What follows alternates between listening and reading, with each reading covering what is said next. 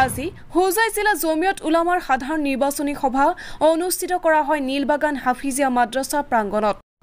উক্ত সভাত উপস্থিত থাকে অসম ৰাজ্যিক জমিয়ত উলামাৰ সভাপতি তথা অসমৰ গৌৰৱ আলহাজ হজৰত মৌলানা মুস্তাক আনফৰ সাহাব। লগতে উক্ত সভাত উপস্থিত থাকে শিক্ষাবিদ লেখক মৌলানা মুফতি মুজাহিদুল ইছলাম কাছিমি সাহাব।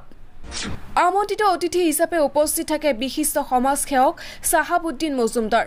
অসম ৰাজ্যিক জমিয়ত উলামাৰ পৰ্যবেক্ষক হিচাপে উপস্থিত থাকে মুফতি মতলবুৰ ৰহমান সাহাব। উক্ত সভাৰ সভাপতিত্ব কৰে আলহাজ বছিৰ উদ্দিন লস্কৰ সাহাবে। সাধাৰণ নিৰ্বাচনী সভাত আগন্তুক 2 বছৰৰ বাবে সভাপতিৰ দায়িত্ব অৰ্পণ কৰা হয় মুফতি মোহাম্মদ আলী সাহাবক। উপসভাপতি হিচাপে দায়িত্ব অৰ্পণ কৰা হয় বিশিষ্ট সমাজসেৱক সাহাবুদ্দিন মজুমদাৰ, গিয়াছউদ্দিন কাছিমি সাহাবৰ লগতে মৌলানা বিলাল আহমেদ নুৰী সাহাবক। উপাধ্যক্ষ হিচাপে দায়িত্ব অৰ্পণ কৰা হয় তাজ উদ্দিন আহমেদক। লগতে সভাৰ কাৰ্যসূচী চলাই নিয়ে মুফতি নুৰ আহমেদ সাহাবে। উক্ত সভাৰ শেষত বিশিষ্ট সমাজসেৱক সাহাবুদ্দিন মজুমদাৰৰ লগতে বছিৰ উদ্দিন লস্কৰ সাহাবে কয় এনেদৰে। আজি হোজাই জিলাৰ জমিয়ত উলামাৰ সাধাৰণ নিৰ্বাচন আছিল। ইয়াত সভাপতিসমূহে বিগত দিনৰ হোজাই জিলাৰ সভাপতি মুফতি মোহাম্মদ আলী সাহাবক পুনৰবাৰ সভাপতি নিৰ্বাচন কৰা হয়।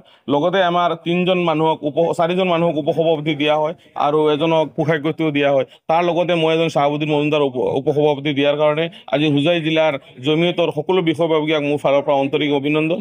মই ভাবোঁ আজি এই দায়িত্ব দিয়াৰ কাৰণে মোৰ ওপৰত আৰু এটা দায়িত্ব বাঢ়িল।